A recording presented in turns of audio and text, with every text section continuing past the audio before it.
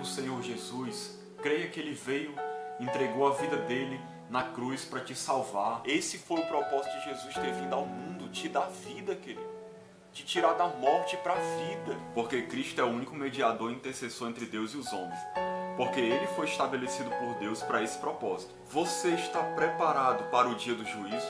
Como que eu posso dizer que eu sou cristão e não me importo com aquilo que Deus se importa? Graça e paz do Senhor Jesus Cristo para todos. Eu gostaria de trazer uma mensagem aqui, mais uma vez, baseada no livro de Romanos, capítulo 12, a partir do versículo 1. E eu gostaria de falar com você o seguinte: como viver uma vida que agrade a Deus? Como viver uma vida onde Deus sente alegria de ver a maneira como você está andando, como você está vivendo? Você tem desejo de agradar a Deus com a sua vida? Que Deus fique feliz com você, satisfeito? Que Deus olhe para você e diga: como esse meu servo é um servo justo, temente, reto, que se desvia do mal, assim como ele disse de Jó. Você tem vontade que Deus olhe para você e diga, como disse de Jesus: este é o meu filho amado em quem me comprazo? Que Deus possa olhar para você e dizer: este é um filho amado meu, que eu tenho prazer na vida dele. Pois é isso que eu quero mostrar para você aqui nessa manhã. Como viver uma vida agradável a Deus. E na verdade aqui Paulo está mostrando como é que é a vida cristã. E é sobre isso que eu quero falar com você. Vamos ler em nome de Jesus. A palavra de Deus diz assim, a partir do versículo 1, capítulo 12 de Romanos: rogo-vos, pois, irmãos, pelas misericórdias de Deus, que apresenteis o vosso corpo por sacrifício vivo, santo e agradável a Deus, que é o vosso culto racional. E não vos conformeis com este século, mas transformai-vos pela renovação da vossa mente, para que experimenteis qual seja a boa, agradável e perfeita vontade de Deus. Então Paulo começa dizendo assim: rogo-vos, ou seja, eu insisto com vocês, eu lhes peço insistentemente. Era um rogo, uma súplica que Paulo estava fazendo ali à igreja. Por que ele se expressa dessa maneira? Porque o que ele iria dizer mais na frente era algo fundamental, era algo muito importante, algo que ele julgava extremamente necessário a igreja viver, praticar. E ele estava escrevendo aqui para a igreja de Roma. Eram irmãos em Cristo. Como ele diz logo mais na frente: rogo-vos, pois, irmãos. Paulo estava escrevendo então para pessoas convertidas, para pessoas crentes, cristãos de verdade. Isso mostra que essas pessoas já tinham tido um encontro com Jesus. Essas pessoas já tinham colocado sua fé em Cristo, tinham se arrependido dos seus pecados e estavam agora vivendo uma nova vida. Mas Paulo queria orientá-los melhor para que eles entendessem como é essa nova vida em Cristo. Porque a nova vida em Cristo não é uma vida de qualquer jeito, viver de qualquer maneira, conforme a sua própria vontade, conforme o que você acha melhor. A nova vida em Cristo, ela é uma vida diferente, conforme a orientação de Deus, onde você vive conforme o padrão de Deus, como a maneira como Deus estabelece a nova vida. Então, Paulo vai falar aqui dessa nova vida, como viver essa vida de uma maneira que agrade a Deus, para a glória de Deus. E aí ele continua dizendo: rogo-vos, pois, irmãos, pelas misericórdias de Deus. Em outras traduções diz: pela compaixão de Deus. Sabe o que Paulo está dizendo aqui? Ele está dizendo, em outras palavras: irmãos, isso que eu vou pedir para vocês agora, eu peço, me baseando, usando como fundamento as misericórdias de Deus. É pelas misericórdias de Deus que eu peço isso para vocês. pela compaixão que Deus teve a vocês. Sabe o que Paulo está querendo fazer? Ele está querendo trazer à memória das pessoas o quanto Deus é compassivo, o quanto Deus é misericordioso, o quanto Deus é bom. E Deus, queridos, tinha feito maravilhas na vida dessa igreja, como faz na vida de todo aquele que crê em Jesus. Porque quando nós que cremos no Senhor e somos salvos, olhamos para trás e vemos como a gente era antes, nós vemos o quanto a misericórdia de Deus é grande. Porque quem éramos nós? Nós éramos inimigos de Deus, assim diz a palavra de Deus. Ou seja, éramos pessoas que blasfemavam de Deus, ridicularizavam Jesus, o Evangelho, faziam pouco das verdades de Deus, ignoravam o chamado do Senhor, vivíamos no pecado, fazendo todo tipo de coisa má e horrível, obras das trevas, das quais a gente se envergonha hoje só de pensar no que a gente fazia antes. Adulterávamos, bebíamos, nos prostituíamos, fofocávamos, mentíamos. Pessoas mataram outras, roubaram, destruíram vidas, destruíram famílias, fizeram coisas horríveis, viviam na promiscuidade, na pornografia, na prostituição, no engano, na idolatria, na avareza, na preguiça, na glutonaria, todo tipo de coisa que não agrada a Deus, ofendendo a santidade de Deus constantemente. Era assim que a gente vivia. É assim que uma pessoa que não é cristã vive. Então, olha como Deus foi misericordioso conosco, como Deus foi bom. Nós merecíamos a morte, nós merecíamos o inferno, merecíamos condenação, mas Deus mandou o seu Filho, morreu por nós na cruz, nos salvou, nos deu nova vida, nos chamou, pela sua graça nós fomos salvos por meio da fé, sem merecimento nosso, recebemos como um presente a salvação, quando simplesmente colocamos a nossa fé em Cristo. E aí fomos salvos, recebemos nova vida, perdão de pecados, alegria, paz, vida eterna, comunhão com Deus, comunhão com o Espírito Santo, mente renovada, sabedoria de Deus, esperança da vida eterna. Deus restaurou a nossa vida, a nossa vã maneira de viver. E todo dia nos sustenta, nos abençoa com tudo que a gente precisa no sentido físico, emocional e espiritual. Nos deu uma nova vida em Cristo. Então veja como Deus foi compassivo, como Deus foi misericordioso. O nosso coração deveria ser grato, cheio de gratidão a Deus por tudo que Ele fez. E a gente deveria pensar, eu vou viver uma vida diferente, em gratidão ao que Deus fez por mim. Deus fez tanto por mim, agora eu vou me entregar para viver para Ele, para a glória dEle. Como disse Paulo, não vivo mais eu, mas Cristo vive em mim. E a vida que eu tenho agora, que eu vivo na carne, eu vivo pela fé do Filho de Deus, que me amou e a si mesmo se entregou por mim.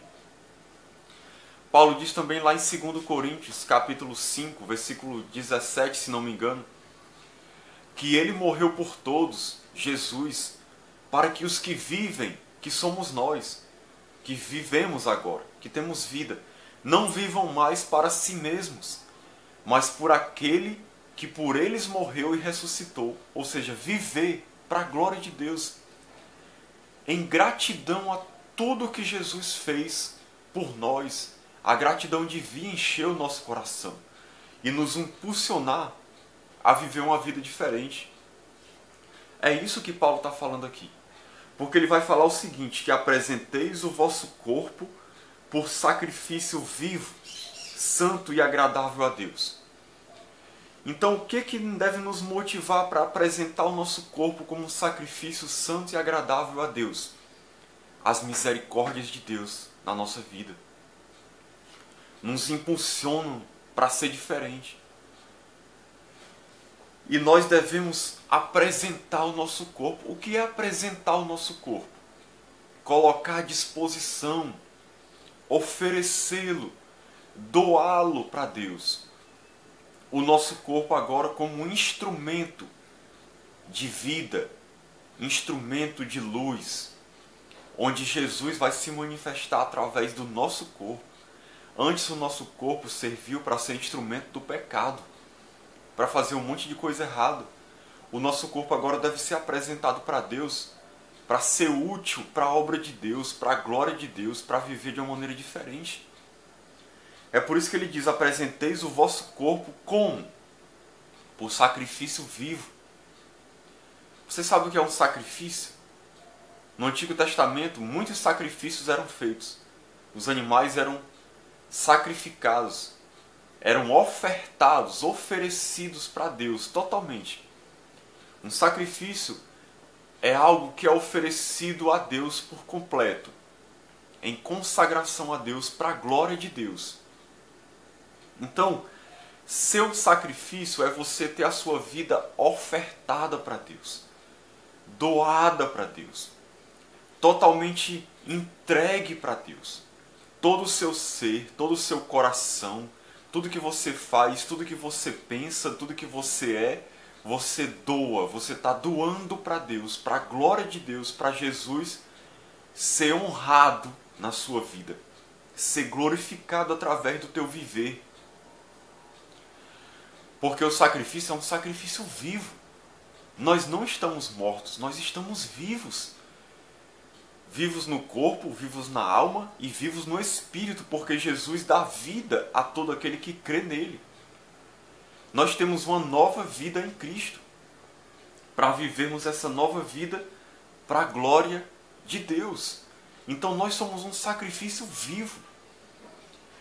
Vivemos aqui, devemos viver para agradar a Deus, para glorificar a Deus, para honrá-lo, para servi-lo, para ser luz neste mundo, para fazer a diferença neste mundo.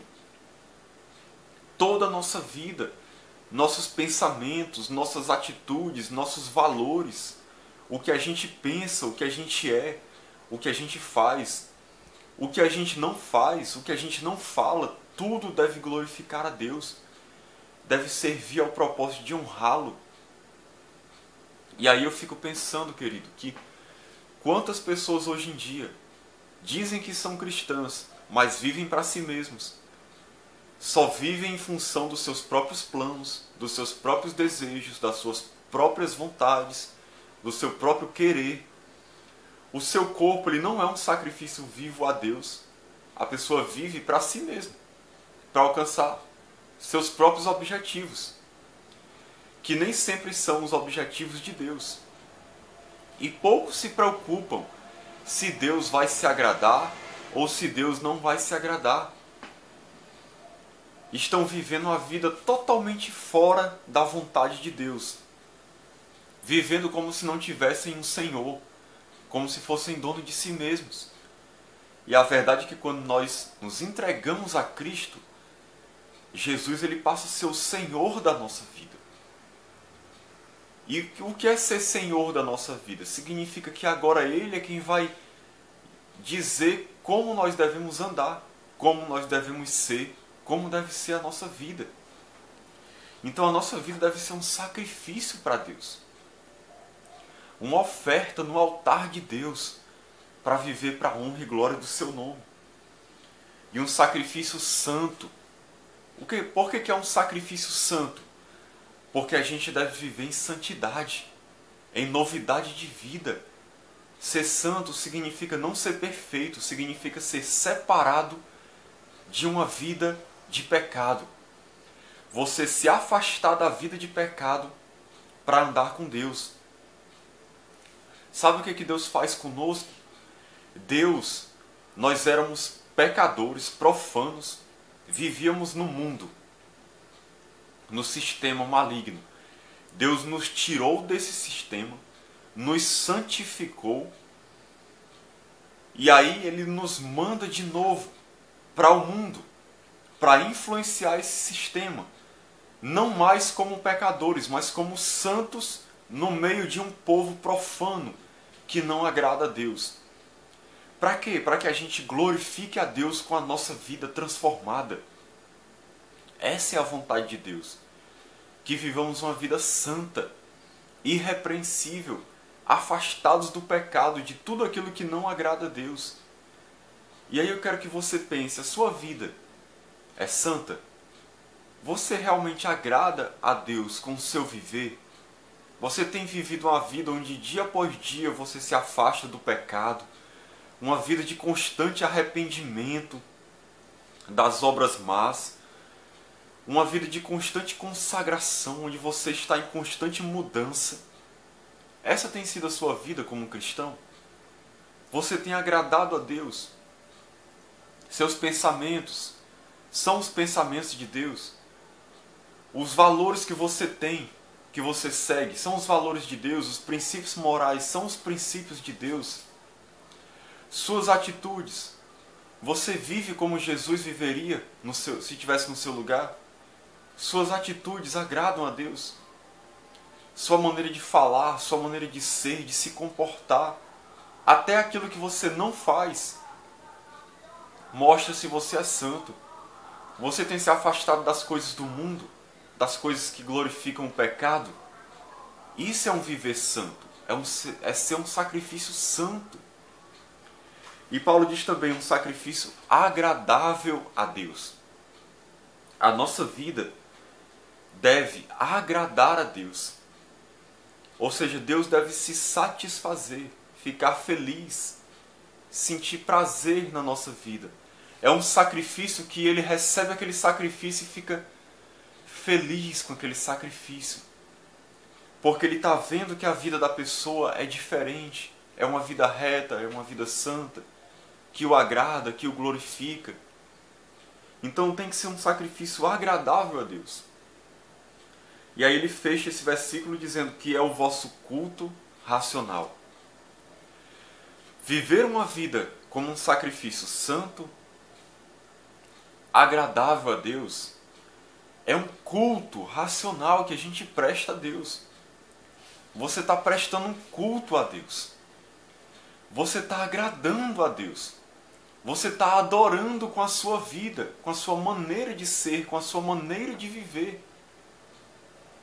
Isso é um culto racional, ou seja, um culto oferecido não só baseado em emoções, mas com a sua mente, com o seu entendimento, um culto sábio. Então eu lhe pergunto, você está realmente vivendo para Deus nesse mundo? Você está vivendo para agradar a Deus, para fazer a vontade dEle? Para honrá-lo, para servi-lo? Você está priorizando Ele na sua vida? Você o busca de todo o seu coração? Você vive uma vida consagrada, de oração, de leitura bíblica, de serviço, de entrega, desejando viver a vontade de Deus na sua vida? Você é realmente um sacrifício vivo, santo e agradável a Deus? Você está prestando um culto racional a Deus? Essa é a vontade de Deus para nós. E ele diz mais: não vos conformeis com este século, mas transformai-vos pela renovação da vossa mente. Querido, nós estamos no meio de um mundo. Quando ele fala aqui, o século que ele fala aqui, ele está falando do sistema atual, maligno, mundano, que está envolvido no pecado, nas coisas que não agradam a Deus. Esse é o século que ele fala, é isso. É o sistema mundano. E Paulo diz, não vos conformeis com este século. Ou seja, não tomem a forma deste mundo. Não se pareçam com este mundo. Não se pareçam com esse sistema. Vocês têm que ser diferentes. Não tomem a forma deles. Pensem diferente, ajam diferente, tenham atitudes diferentes. A gente tem que amar aquilo que Deus ama, odiar aquilo que Deus odeia, que é o pecado, as coisas do mundo, as coisas profanas. Quantas pessoas dizem que são cristãos e estão envolvidas com o mundo, envolvidas com o pecado, envolvidas com tudo aquilo que não agrada a Deus? O seu falar é mundano, é pecaminoso. A sua maneira de agir é pecaminosa. Aquilo que a pessoa assiste, que a pessoa vê, os lugares onde a pessoa vai, tudo é pecaminoso, é relacionado ao mundo. A pessoa não busca as coisas de Deus, não se alimenta do que é de Deus, do que é puro, do que é santo. Tem priorizado as coisas do mundo. A sua vida muitas vezes não tem diferença nenhuma de quem não é cristão. Vive como um pecador mundano, no seu falar, no seu agir, no seu pensar. Nós não podemos ser igual às pessoas que vivem nas trevas. Nós precisamos ser diferentes. Nós temos que ser luz, sal neste mundo. Fazer a diferença. Assim como era Jesus, que era luz e ia até as trevas onde os pecadores estavam para fazer a diferença na vida deles. Não para ser igual a eles. Não para viver como eles. Mas para fazer a diferença. Para quê? Para que eles fossem salvos. Hoje a igreja está querendo ser como o mundo. E aí não está fazendo diferença nenhuma mais. Nós temos que ser diferentes. Agradar a Deus com a nossa vida. E ir ao mundo sendo diferentes. Para trazer do mundo aqueles que estão sem Cristo para a presença de Deus. Temos que ser luz brilhando nas trevas. Sal indo aonde não há sabor, aonde não há vida, para dar sabor. Assim deve ser a nossa vida como cristão, agradando a Deus, não tomando a forma do mundo, mas sendo a cada dia mais parecido com Deus. É isso que ele diz aqui. Transformai-vos pela renovação da vossa mente. A nossa mente precisa ser transformada. Nós temos que buscar essa transformação em Deus. Quem é que opera essa transformação? É o Espírito de Deus, que nos transforma conforme a imagem de Cristo. E vai mudando a nossa mente, mudando o nosso entendimento, mudando a nossa maneira de viver, de se comportar, para que a gente pareça com Deus cada dia mais. Então nós temos que buscar essa transformação. Ser transformados, ter a mente de Cristo, pensar como Deus, ver como Deus, sentir como Deus. Para que a gente seja luz nesse mundo. Porque, queridos, aquele que ama o mundo, o amor do Pai não está nele. A palavra de Deus diz. E se a gente odiar o mundo, o amor do Pai vai estar em nós. E pode ter certeza, se você andar com Deus, o mundo vai te odiar. Porque o mundo ama aquilo que é dele. Mas como nós não somos do mundo, o mundo não nos ama, assim como não amou Jesus. E aí cabe a gente se perguntar, será que o mundo ama você? A sua vida agrada a Deus ou agrada o mundo? A sua maneira de viver satisfaz as pessoas ou satisfaz a Deus? Porque não tem como você fazer as duas coisas. Ou você agrada a Deus com a sua vida ou você agrada o mundo, porque os dois são opostos entre si. Então, queridos, depois de tudo isso, Paulo diz, para que experimenteis qual seja a boa, agradável e perfeita vontade de Deus. O objetivo disso tudo aqui, de apresentarmos o nosso corpo como um sacrifício vivo, santo e agradável a Deus, não se conformar com o mundo. Qual é o objetivo disso tudo aqui? É que a gente experimente a boa, agradável e perfeita vontade de Deus. A vontade de Deus para nós só é coisa boa. Deus só tem coisas boas para nos dar, para nos oferecer, para nos levar a viver experiências boas, coisas boas que fazem bem à alma, que fazem bem ao espírito. A vontade de Deus é agradável, coisas que agradam o coração, que te fazem feliz, que te fazem pleno, que te fazem realizado, que te fazem se sentir uma pessoa totalmente feliz na vida. É uma vida que dá prazer, é uma vida abundante. A vontade de Deus é perfeita, ou seja, ela supre todas as nossas necessidades em todos os sentidos. Ela é perfeita porque ela realiza em nós tudo aquilo que Deus deseja, de uma maneira plena, perfeita, completa. Às vezes as pessoas pensam que seguir a Jesus é ruim, que é penoso, que é difícil. Querido, realmente tem suas dificuldades, porque a gente precisa vencer o pecado, vencer o mundo, crucificar a nossa carne. A gente vai sofrer perseguição. Mas a vontade de Deus para nós, ela é boa. Deus só tem coisas boas. Servir a Deus é a coisa mais maravilhosa deste mundo. Recebemos muitas coisas boas, vida eterna, perdão, comunhão, paz, alegria, salvação, morada no céu. Tudo isso são coisas boas, agradáveis, que Deus deseja dar para nós, deseja que a gente viva estas coisas. Agora, por que muitos cristãos vivem uma vida derrotada, uma vida de miséria espiritual, uma vida como se não conhecesse a Deus, uma vida infeliz, uma vida triste? Porque não estão vivendo essa palavra aqui. Não estão vivendo como cristãos de verdade. Não estão vivendo como um sacrifício vivo, santo e agradável a Deus. Estão tomando a forma do mundo. Então não tem como experimentar a boa, agradável e perfeita vontade de Deus se não for vivendo essa palavra. Se você não viver essa palavra, se oferecendo para Deus como um sacrifício, você não vai experimentar a boa, perfeita e agradável vontade de Deus para a sua vida. Paulo diz aqui que o objetivo disso tudo era experimentar essa vontade de Deus maravilhosa. Então, para experimentar isso, eu preciso viver como um verdadeiro cristão. E aí sim, eu vou experimentar a plenitude da vida de Deus em mim. A vida abundante de Deus. A vontade de Deus vai se realizar na minha vida. E eu vou poder ver que essa vontade é boa, perfeita e agradável. Mas para isso, eu tenho que me oferecer como um sacrifício vivo, santo e agradável a Deus constantemente. Prestando esse culto racional, não tomando a forma do mundo, mas tendo a minha mente transformada por Deus dia após dia. E isso é uma obra do Espírito nas nossas vidas. O que a gente precisa fazer é buscar a Deus para que Deus realize isso em nós, e Deus vai realizar. Então essa é a vida que Deus tem para você.